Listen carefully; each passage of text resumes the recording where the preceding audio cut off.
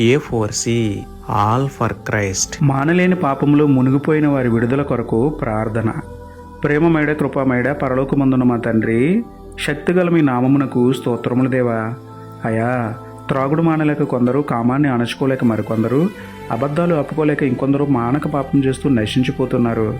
వారితో ఒక్కసారి మాట్లాడండి, వారి హృదయమును మార్చండి తండ్రి.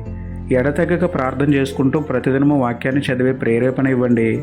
చదివిన వాక్యమును హృదయంలో భద్రం చేసుకుని కోపం, కలహం, అసూయ, ద్వేషం, బూతులు, మోహపు చూపులు వంటి ప్రతి పాపం నుండి విడుదల పొందినట్లు మాకు సహాయం చేయండి తండ్రి.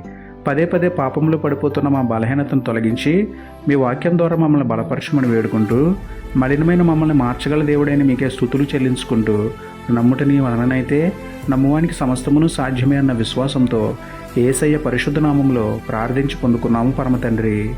ఆమేన్.